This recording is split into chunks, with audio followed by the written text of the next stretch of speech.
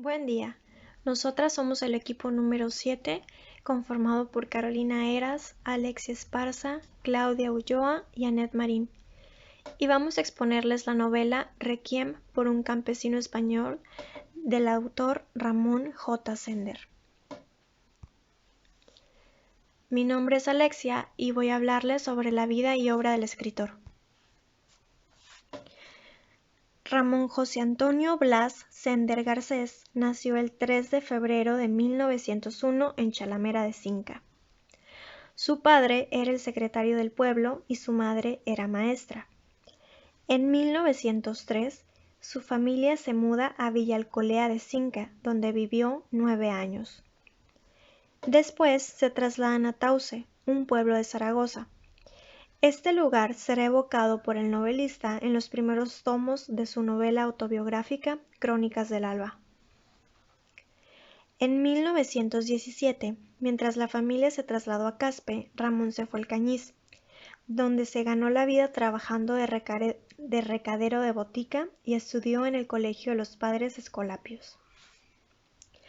A los 17 años, y después de terminar sus estudios de bachillerato, se fue a vivir a Madrid. En Madrid, Ramón encontró un nuevo trabajo en una farmacia y publicó sus primeros cuentos en una revista llamada Béjar en Madrid.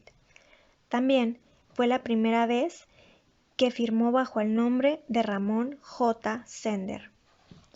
Un dato curioso es que Sender fue acusado de entregarle un fármaco sospechoso al presidente de la Liga Catalana. A pesar de que era inocente, fue despedido de su trabajo y al no recibir un sueldo, se quedó sin alojamiento. Pasó unas noches en las bancas del Parque del Retiro. Ahí lo encontró dormido Luis Buñuel, quien le dio un poco de dinero para que se consiguiera algo de comida. Sender entró a la Universidad de Madrid, pero tuvo que dejar sus estudios cuando se cerraron las aulas por la epidemia de gripe española de 1918 a 1919. Gracias a esto comenzó a frecuentar el Ateneo de Madrid, que es una institución cultural española. Ahí conoció a varios escritores como Ramón María del Valle Inclán y Miguel de Unamuno. Es importante mencionar que Sender nunca terminó su carrera universitaria, sin embargo se dedicó a la formación autodidacta. El único título que recibió fue un doctorado honorario por parte de la Universidad de Nuevo México en 1976. Incursionó también en el mundo periodístico escribiendo artículos para el diario Nueva España. Su primer artículo fue una entrevista inventada con Trotsky. Inventada porque Sender no lo conocía. Sin embargo, llegaría a conocerlo muchos años después en su viaje a la Ciudad de México. Además de publicar en el diario Nueva España, también publicaba en el diario El País bajo el seudónimo de Lucas Lasalle. En 1919 regresa a Huesca para trabajar como subdirector del periódico La Tierra. En 1922 fue llamado para luchar en la Guerra de Marruecos, donde fue distinguido con una medalla al mérito militar. En 1924 se licenció del servicio militar y posteriormente usaría sus años en combate y en guerra como su tema principal de la novela Imán. Después, Sender vuelve a Madrid y participó en el periódico El Sol. Simpatizó con los sindicalistas en apoyo a los trabajadores y también participó en un alboroto contra el dictador Primo de Rivera que lo llevó a la cárcel. En los años 30 se afilió al Partido Comunista. Fue redactor para la revista comunista Tensor. En 1935 viajó a Moscú y ese mismo año se casó con Amparo Barallón, con quien había tenido un hijo en el año de 1934. Sin duda, el año de 1936 fue un año que marcó la vida de Sender. Ese año nació su segunda hija y estalló la Guerra Civil Española. Sender pasó a formar parte de las filas republicanas y su mujer y su hermano fueron fusilados sin derecho a juicio por las fuerzas nacionalistas. También ese año, 1936, ganó el Premio Nacional de Literatura con la novela histórica Mr. Wit en el Cantón. En 1938 lo expulsaron del partido y del ejército comunista. Comenzó a escribir propaganda para la causa republicana y fue a una misión en pro de la España democrática en Estados Unidos, Francia y Gran Bretaña. En 1939, con su exilio, llegó a Nueva York con sus 2 hijos y después se trasladó a México, donde fundó una editorial llamada Quetzal. En 1942 recibió una beca y emigró a los Estados Unidos, definitivamente. Ahí pasó varios años enseñando en diferentes universidades, entre ellas Harvard. Y en 1946 finalmente recibió la nacionalidad estadounidense. Sender continuó escribiendo hasta su muerte en el año de 1982 en la ciudad de San Diego, California. Sin duda, la obra del autor es bastante extensa e incursionó en varios ámbitos, como lo fueron la narrativa, el ensayo, el teatro y la lírica. Es importante mencionar que el nombre original de Requiem por un campesino español fue Mosén Millán, novela publicada en 1953. También es importante mencionar que la primera edición fue prohibida en España hasta el año de 1960, mismo año en el que recibe su nuevo nombre, Requiem por un campesino español. Sender también cuenta con 3 obras póstumas. Una publicada en el año de 1982 llamada Álbum de Radiografías Secretas. Una segunda publicada en el año de 1984, Hughes y el Once Negro, y la tercera y última publicada en el año de 1985 llamada Toque de Queda. Ramón también incursionó en el mundo del ensayo, el teatro y la lírica. Sus obras líricas son bastante cortas, pero el teatro es un poco más extenso. Tiene varias obras que corresponden al teatro de urgencia. El objetivo del teatro de urgencia es apoyar la lucha por la legitimidad democrática de la República y elevar el espíritu de resistencia entre los ciudadanos. Algunas de las características de este tipo de teatro es que su duración es breve, tienen un tono didáctico y sus conclusiones son bastante claras. La imagen inferior derecha corresponde a la firma del autor. Hola, yo les voy a hablar sobre el movimiento literario en el que se escribe esta obra.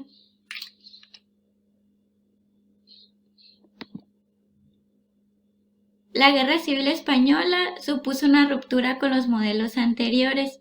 Esto pues debido a una serie de razones. Una es la muerte de algunos de los grandes escritores de la novela española del siglo XX, como Unamuno, Valle Inclán, y otra pues fue el exilio obligado de otros autores que habían comenzado a destacar en la década de los 30.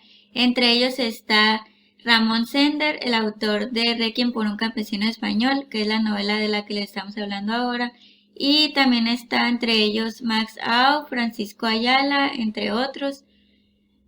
Las nuevas circunstancias políticas y la censura pues habían impedido que se siguiera con la misma tendencia de novela de corte social que se había venido haciendo desde la década de los 30, y circunstancias históricas como la miseria, las desigualdades, la falta de libertades, etc., hicieron que se perdiera sentido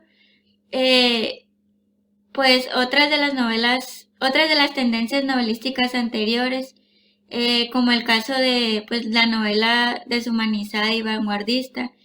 Entonces, como consecuencia de esto, pues la novela española en la década de los 40, pues prácticamente debe comenzar de nuevo. Entonces, la literatura española a partir de aquí se dividió en 2. Pues la primera tendencia pues fue la de la literatura de la posguerra y la otra la novela del exilio. La literatura de posguerra pues es la que se escribe en el interior del país y pues como ya hemos visto, la novela española después de la guerra civil, como ya mencioné, pues prácticamente comienza de nuevo.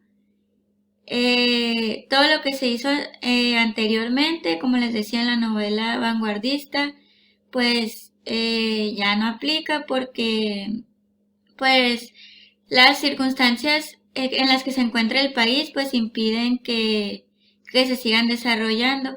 Y pues los novelistas de estos primeros años, de los 40, pues tratan de buscar un nuevo camino y surgen pues nuevas tendencias novelísticas que son, pues surge la novela triunfalista, la novela psicológica, la novela poética, la novela simbólica, el tremendismo, la novela existencial,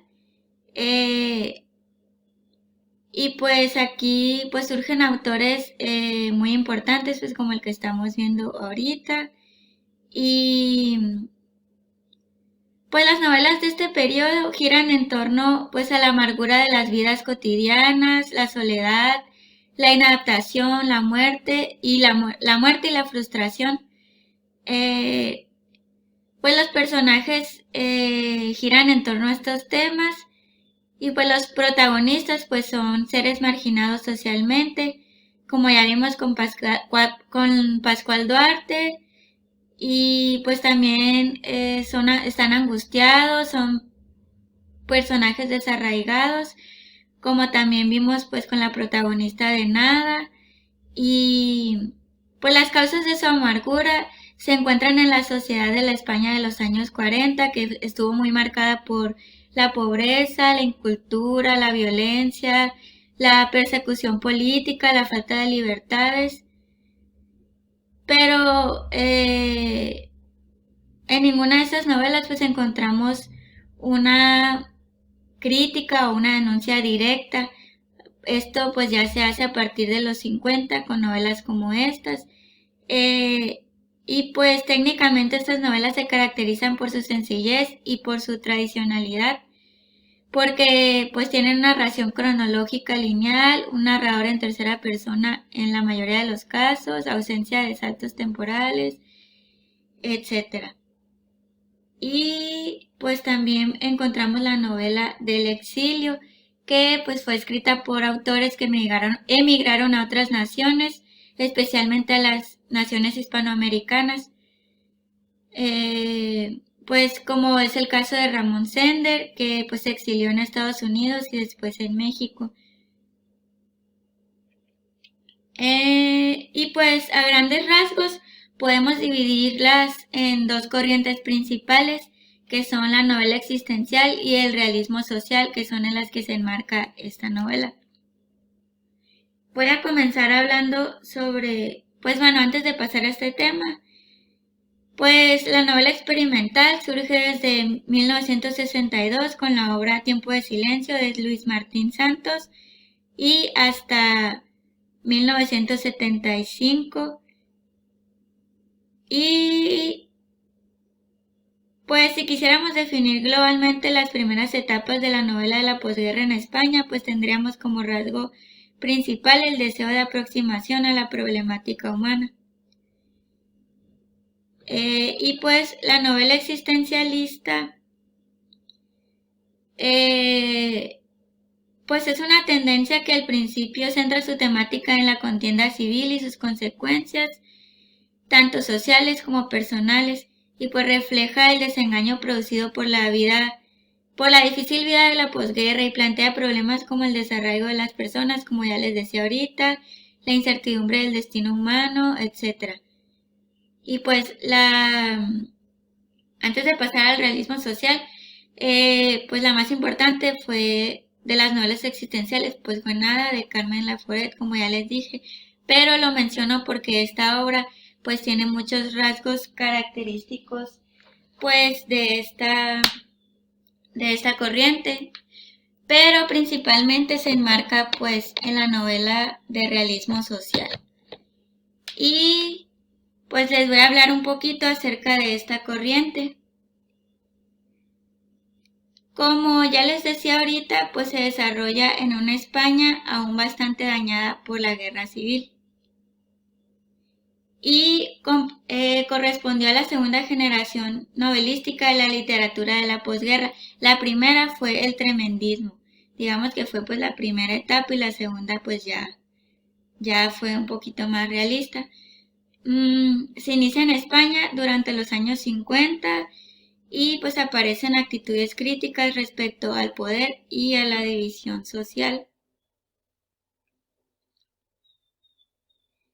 En los años 50, el francés Jean-Paul Sartre definió lo que es esta literatura social como una literatura que no debe reflejar solo la realidad, sino explicarla e incluso transformarla.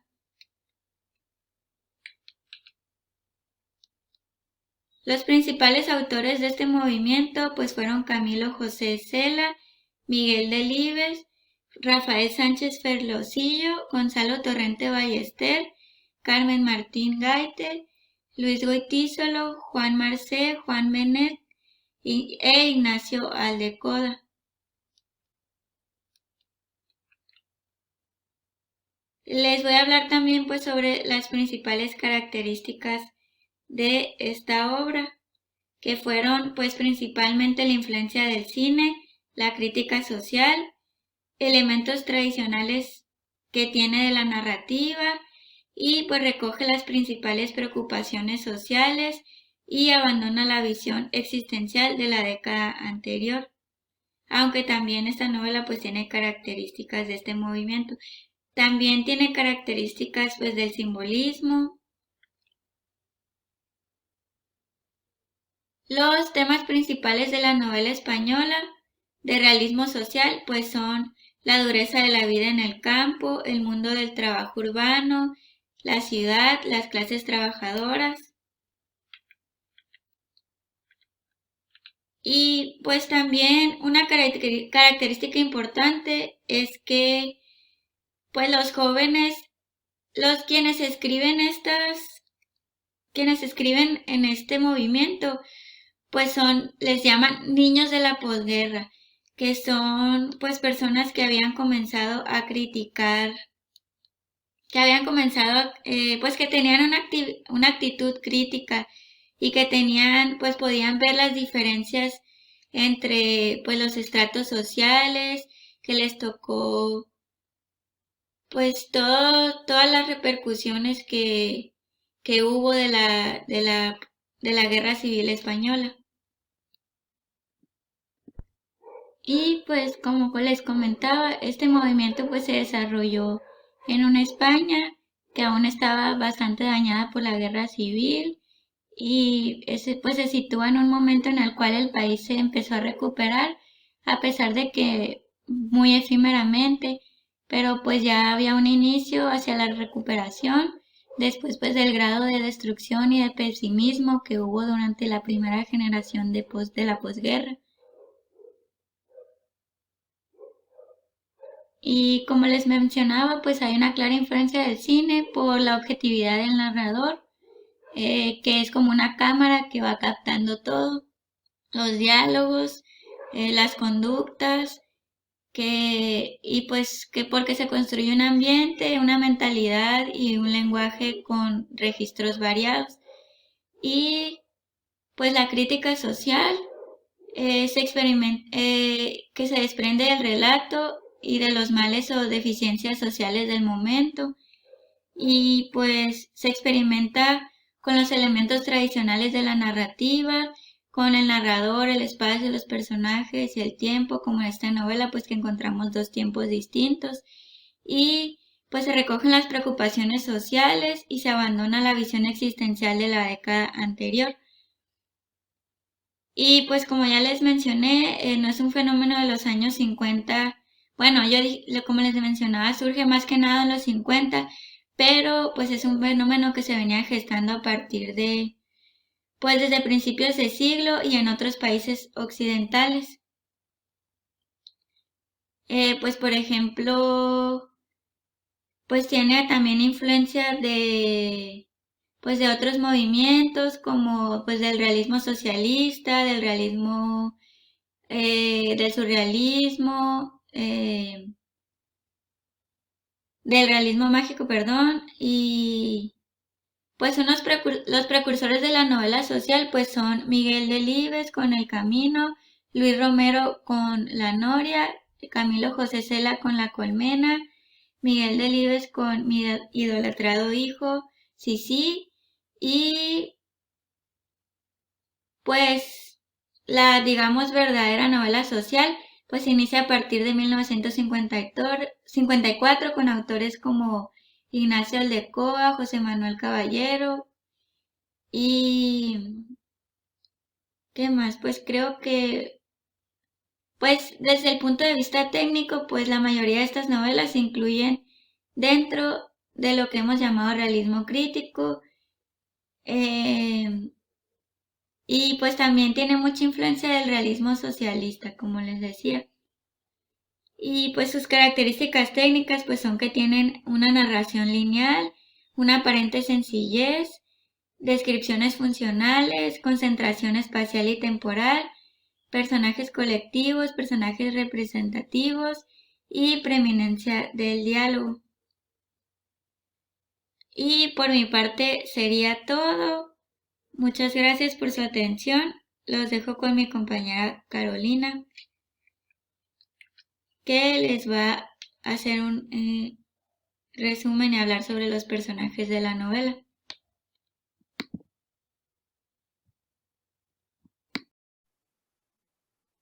Ok, ahora vamos a adentrarnos a la obra en sí. Se llama Requiem por un campesino español, pero originalmente se llamaba Mosén Millán. La razón por la cual se le cambió el nombre fue que quisieron traducirla en inglés, pero el nombre del personaje nada más no le iba a llamar la atención a los lectores angloparlantes. Así que terminaron poniéndole Requiem for a Spanish Peasant. Y desde aquel entonces se conoce como Requiem, como un campesino español. Bueno, el contexto es pues la guerra civil, que que es parte del centro del conflicto de la obra. No impone etiquetas explícitamente haciendo la distinción entre los republicanos y los nacionales, pero sí aparecen simbólicamente a través de Paco el del Molino y los señoritos, respectivamente.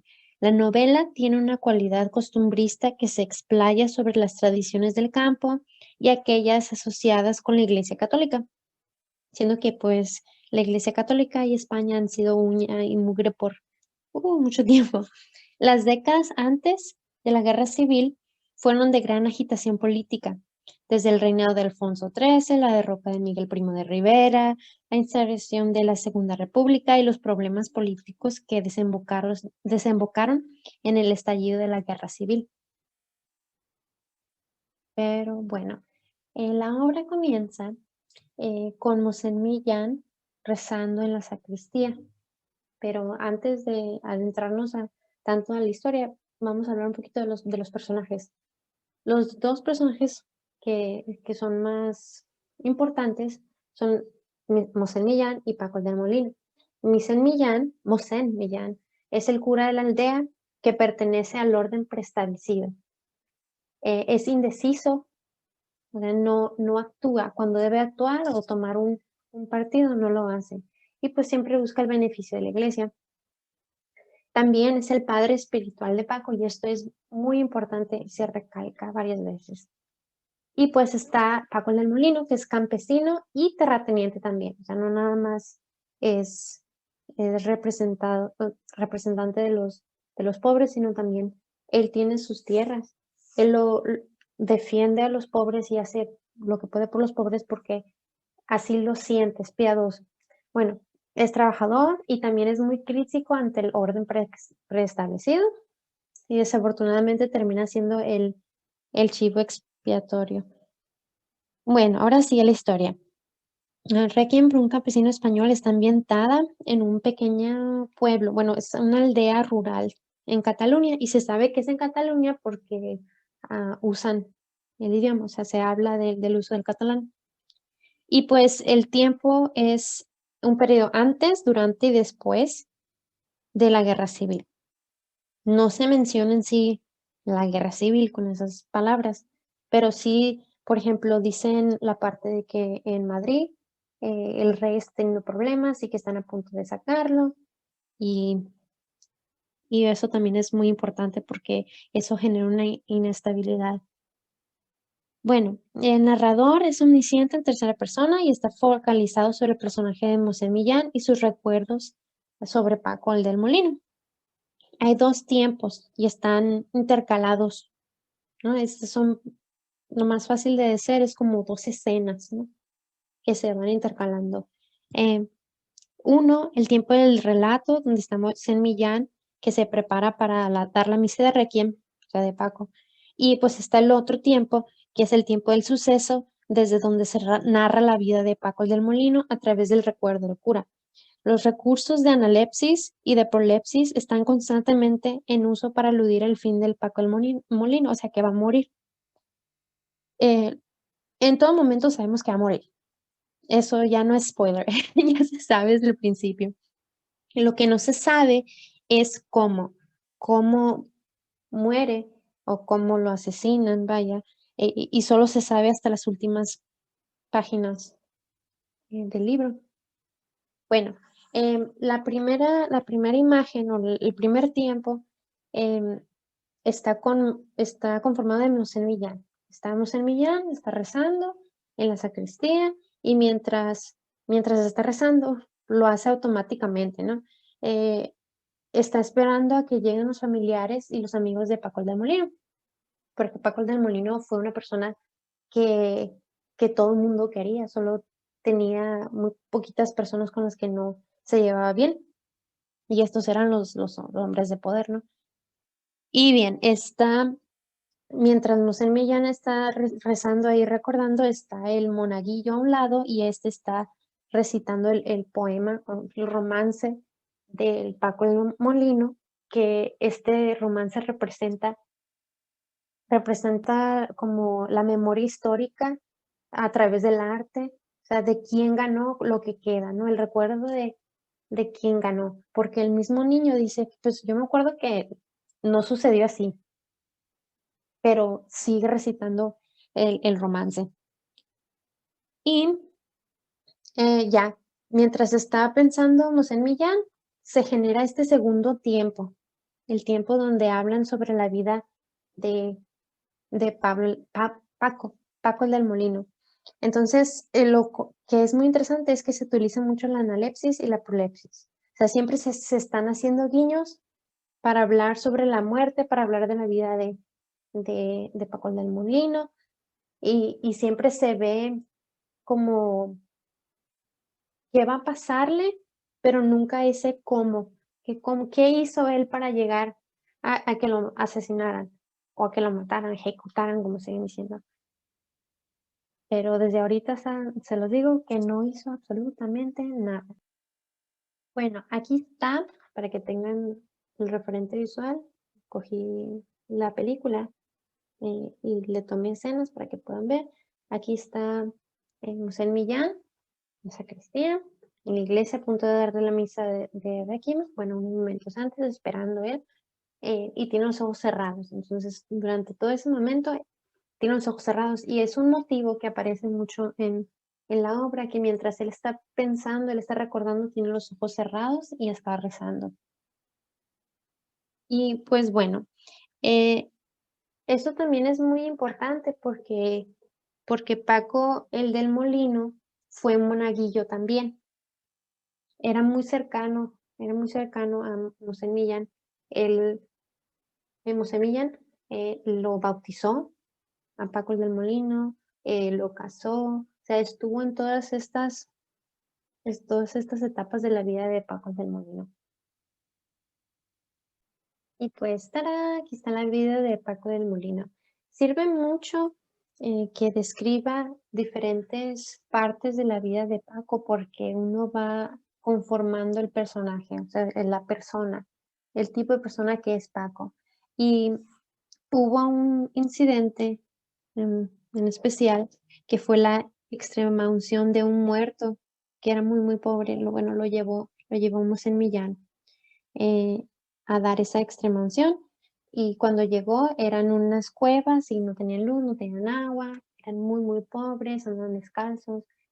Fue algo que impactó mucho a Paco. Entonces, desde ese entonces él se notó que él tenía esta intención de poder ayudar a los pobres, específicamente los pobres de las cuevas, porque le causó tanto, tanto impacto. Y pues luego, después muestran otras partes costumbristas, ¿no? Como Paco del Molino se hace novio de Águeda, que tardó mucho tiempo. Em, también, también muestra las mujeres del Carasol y la Jerónima, son otros personajes que también conviven con Paco, pero como uno de los ritos para llegar a la adultez, vaya, era nadar y bailar enfrente desnudo de las mujeres del Carasol ahí, ¿no? Pero sí, pone cosas muy bonitas también. Lo que ya llega a ser un poco más turbio es cuando empieza todo del pleito en las tierras. Y pues vamos a continuar con eso. Lo que pasó ahí fue que como había pleitos en Madrid todavía con lo del rey, por fin, pues lo habían sacado y tenían que averiguar qué iban a hacer con las tierras.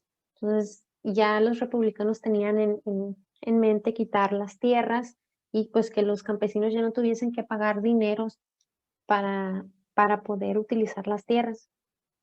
Entonces, a Paco lo votaron como alcalde y él decidió, no vamos a dar ni un 5 más. Y para esto el duque, que también es un personaje muy importante, a quien se alude, pero pues nunca aparece el duque. El representante del duque sería don Valeriano. Entonces, don Valeriano trata de hablar con Paco y le dice que es algo ancestral, que ya tienen 400 años, que tiene mucho tiempo que sucede de esa manera y que debería de seguir sucediendo así.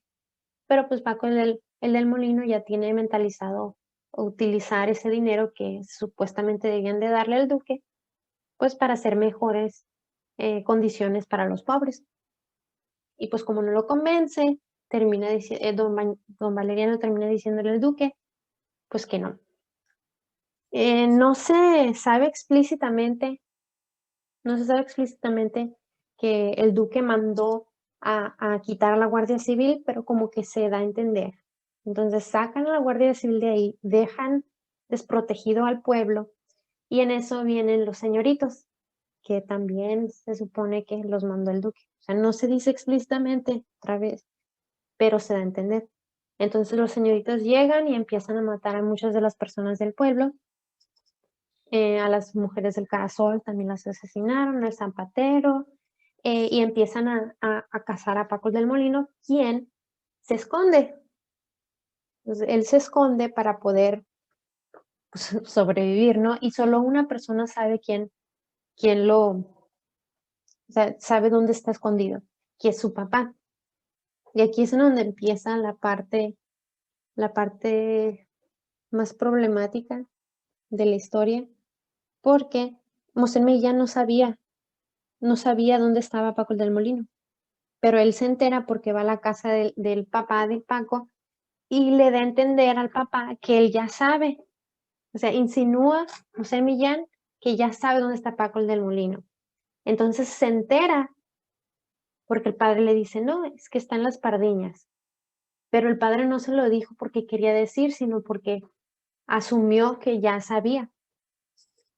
Entonces, Mosén Millán se enteró, o sea, quiso hacer ese guiño de que ya sabía, porque quería que el padre y Águeda, la esposa de Paco del Molino, le agradecieran y vieran la buena persona que era, ¿no? Lo valiente, así. Lo cual no era el caso, porque cuando estaba frente a los señoritos, todavía se ponía se ponía los aires de yo sé dónde está, pero no voy a decir. O sea, no lo decía, pero daba a entender que él sabía. O sea, qué necesidad, porque quería hacerse el importante, quería sentir que aunque a él lo estuviesen presionando, él era tan bueno, tan leal que él no iba a decir nada, pero al final, pues le sacaron la verdad. Y Mosén Millán dijo: "Pues les digo dónde está, solo si me prometen que no lo van a asesinar, o sea, que no lo van a ejecutar y que va a tener Paco del Molino un juicio ante un tribunal". Y los señoritos le dijeron: "No, sí, pues sí". Y ya lo llevaron a Mosén Millán con ellos a recoger a Paco del Molino, porque no querían que les disparara. Entonces ya Paco sale y habla con Mosén Millán, quien le dice: "Pues regrésate, te van a dar un juicio, no te van a matar, no te preocupes". Y Paco y también le dice: "Recuerda a tu familia, ¿qué van a hacer ellos sin ti?". Y lo convence para que salga.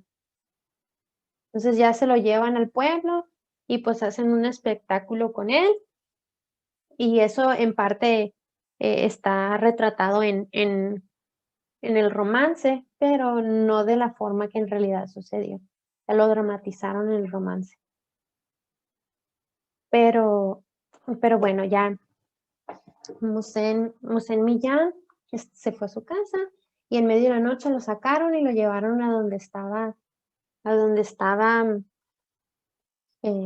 Paco el del Molino y 2 de sus compañeros, 2 señores que también eran campesinos, y los iban a matar a los 3, los iban a ejecutar, pero no enfrente del pueblo, sino a las afueras del pueblo de noche. Entonces ya, los señoritos le piden a Mosén Millán que les dé la extremaunción para poder matarlos, y pues Mosén Millán no dice nada, no dice absolutamente nada para poder ayudar a Paco. Y Paco le sigue diciendo: "Pero es que yo no hice nada, yo no hice nada". Y vamos a verlo a ver, denme un segundo. Aquí está.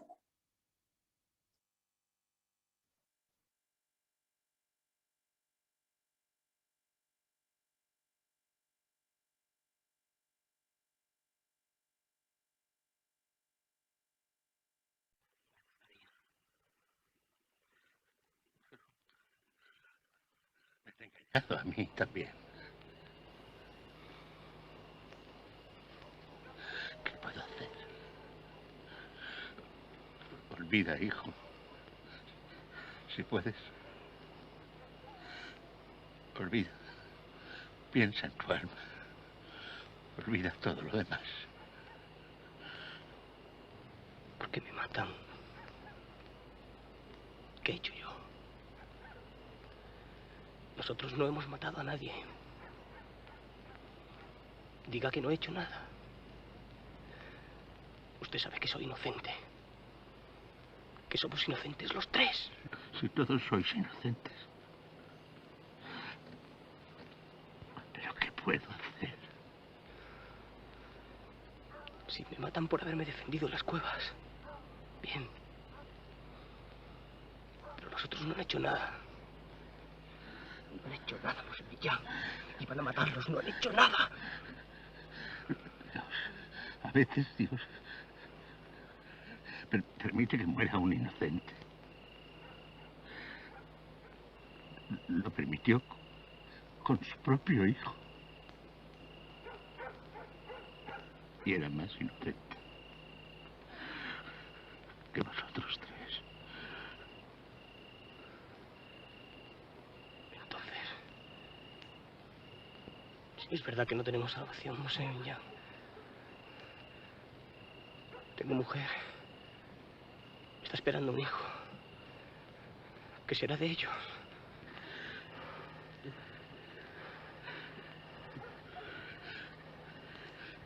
Te arrepientes de tus pecados.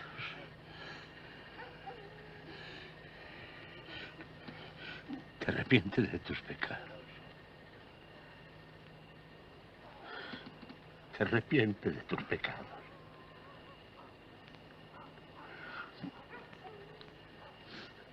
Ego, te absolva peccatis.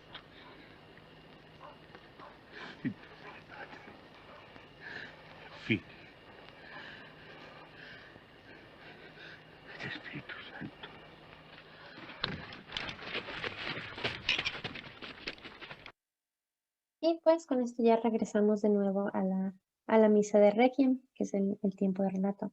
Es importante que los dos tiempos están intercalados, los dos tiempos están yuxtapuestos. Y lo genial es que hay unas transiciones que ni siquiera te estás dando cuenta que estás en estos dos diferentes puntos, en diferentes tiempos. Y bueno, en la misa de Requiem, eventualmente entra el potro de Paco el del Molino y pues simbólicamente pues está en la iglesia y don Valeriano, a ver, un segundo. Las únicas personas que están ahí son don Valeriano, don Gumersindo y el señor Castro. Entonces, siendo que ellos eran los únicos que estaban ahí, sacaron al potro, pero sí batallaron mucho. Y también esta escena es muy simbólica porque no está ninguno de los seres queridos de, de Paco el del Molino. Y ahí uno se pone a pensar, ¿para quién es este requiem?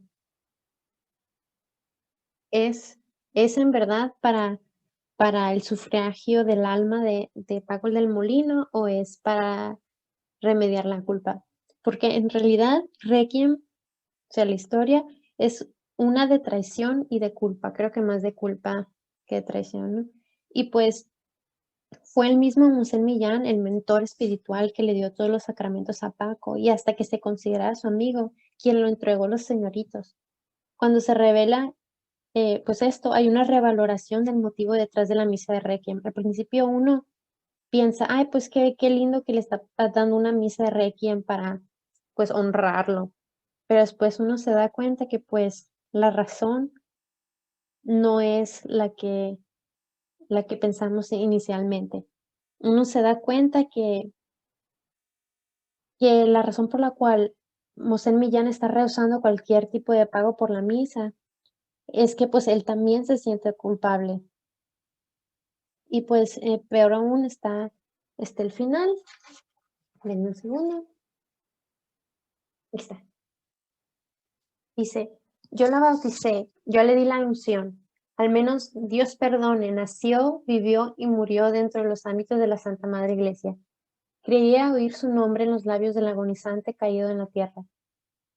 Mosén Millán". Y pensaba aterrado y enternecido al mismo tiempo: ahora yo digo en sufragio de su alma esta misa de requiem que sus enemigos quieren pagar. Es un poco irritante esta parte porque no toma responsabilidad de la culpa que él tuvo. Si él no hubiese permitido ese orgullo suyo, de querer sentirse superior, quererse sentirse bien, él ni siquiera se hubiese enterado de dónde estaba Paco el del Molino. Pero traicionó a Paco y traicionó a todos. Y es muy triste porque como no se responsabiliza de esa, de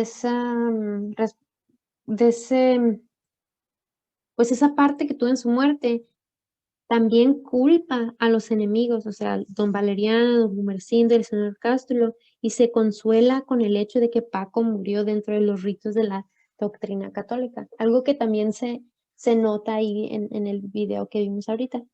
El hecho que solo los culpables por la muerte de Paco y no sus seres queridos estuviesen en la misa implica que, pues, ese rito fue uno de purgación de culpa y no tanto para el sufragio de su alma.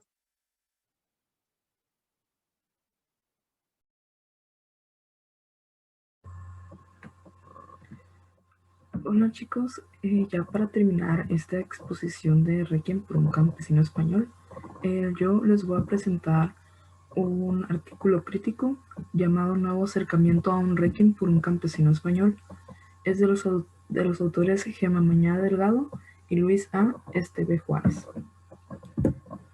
El artículo abre con una mención de un dato en donde dicen los autores que en 1953 se le cambió el nombre original a la novela. La novela original se llamaba Mosén Millán, por el personaje del cura que entrega a nuestro personaje principal, a Paco, Y entonces en ese momento se le hace ese cambio de título y se le deja el título que conocemos ahora como Requiem por un campesino español.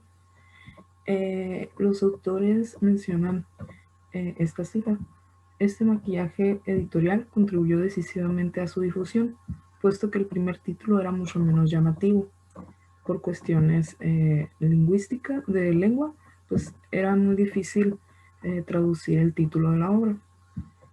Pero además sugiere un cambio de enfoque en la apreciación de la obra, del sentimiento de culpa de Monsemillán a la tragedia de Paco del Molino, foco de casi todos los estudios, los dos polos entre los que oscila el relato. Esta cita nos ayuda a abrir lo que es la estructura de la novela a ojos de nuestros autores, en donde menciona que los planos en los que se divide la estructura de la novela son dos. Uno es la sacristía, en donde se encuentra el cura, que está esperando a que lleguen la familia y los amigos de Paco a la misa que se va a dar en honor a él. Y el otro es donde ahí mismo dentro de la sacristía, mientras espera al cura, empieza a recordar la vida de Paco desde que lo conoce en el bautizo hasta que es su muerte. Este sería nuestro segundo plano de la novela.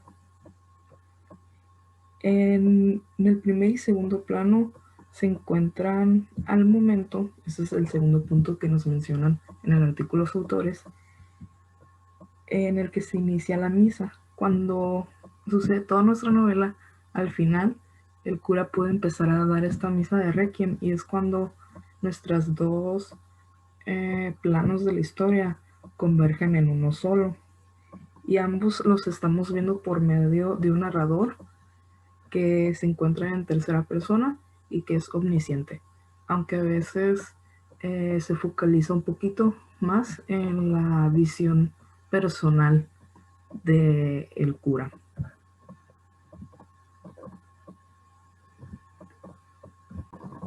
El tercer punto que mencionan en este artículo los autores es un enlace que existe entre los planos, estos dos planos narrativos, el de la sacristía y el de recordar la vida de Paco. Este enlace es muy simbólico, ya que es el único diálogo que tiene un monaguillo.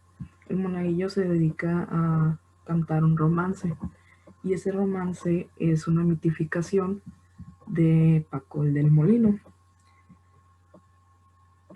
Pues estos episodios de la vida de Paco pues son significativos, pues son aquellos donde el cura se encuentra presente, y estos recuerdos hacen que la narración regrese a la sacristía. Cada que nuestro personaje del cura vuelve a quedarse en este presente, vuelve a regresar a este presente, es por la interrupción de este romance, y también por cuando llegan los tres estos personajes ricos del pueblo, que de cierta forma también contribuyen a la muerte de Paco el del Molino.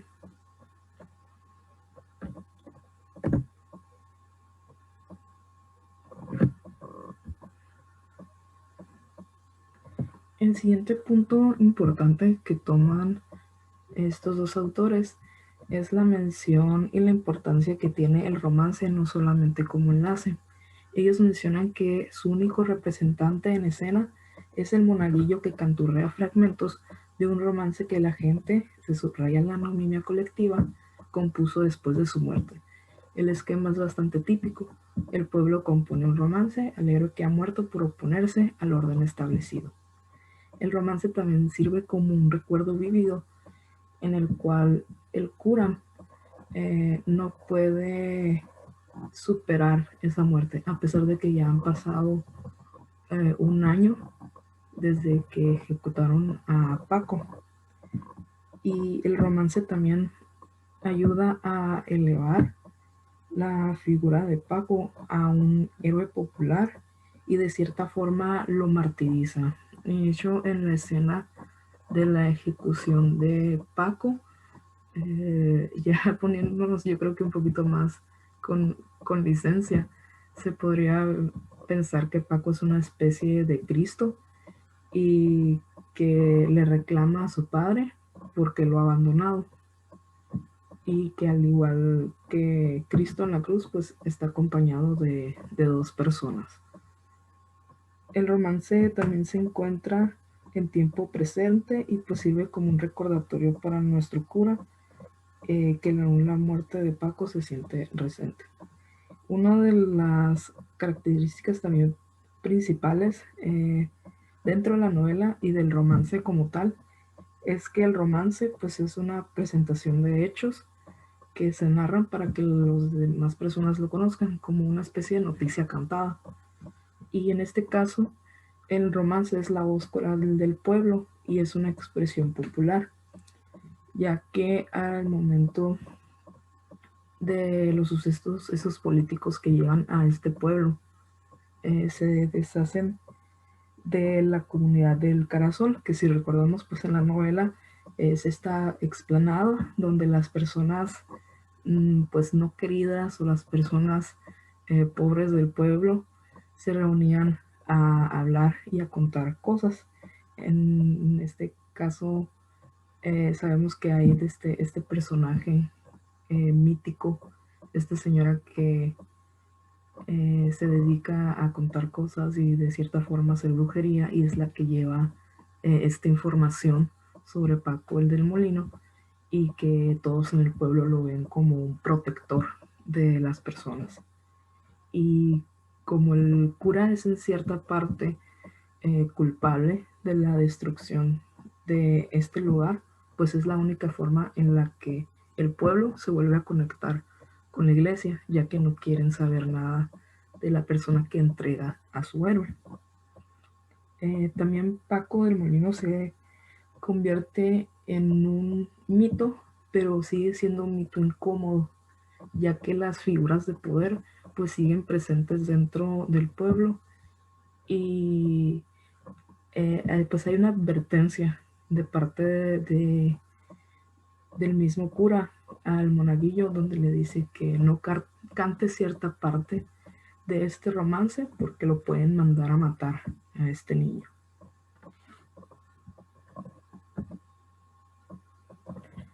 El tercer punto importante que toman los autores es de la relación de los personajes de Mosén Millán y de Paco del Molino.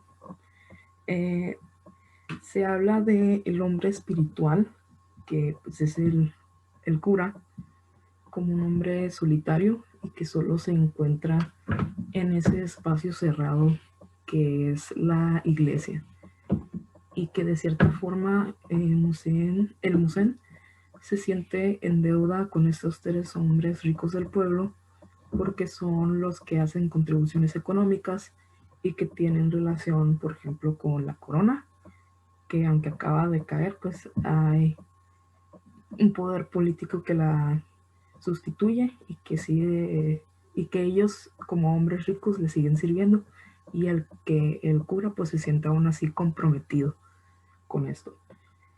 Y sería el hombre en la comunidad, en este caso el Paco del Molino, ya que es el que se siente separado e incómodo con esta postura del cura respecto a no poder de esta postura de donde flaquea es la fe ante las injusticias sociales.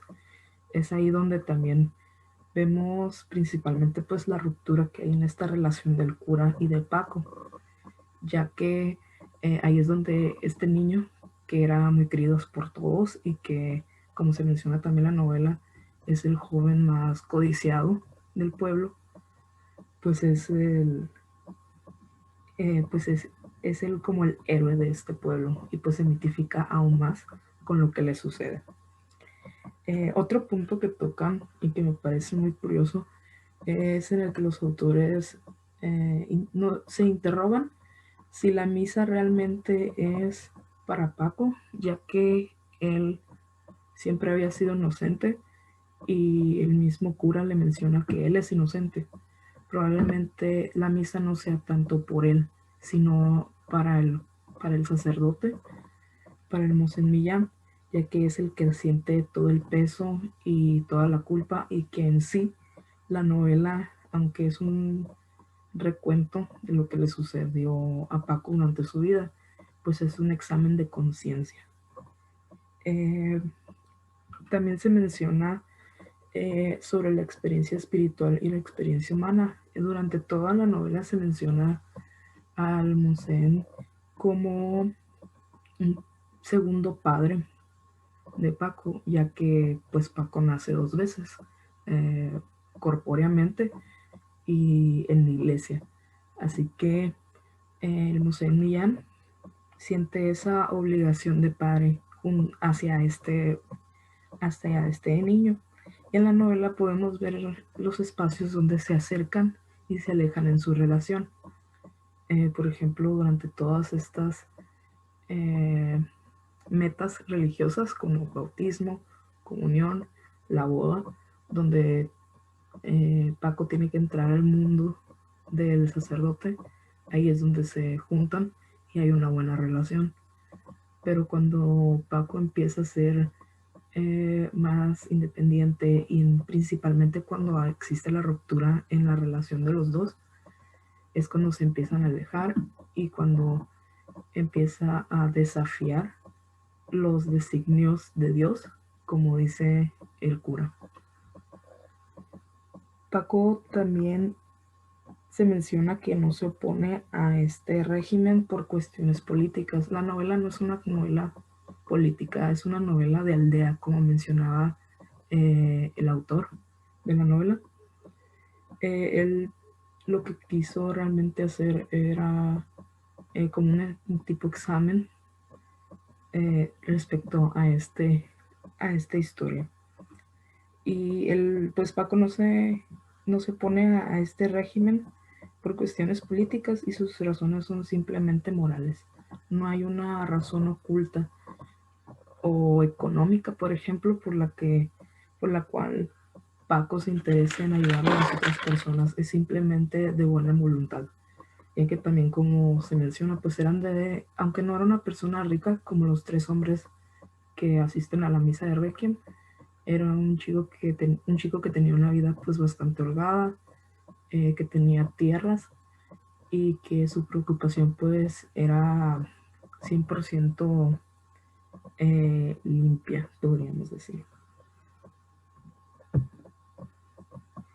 Esta es la bibliografía del artículo que tomé.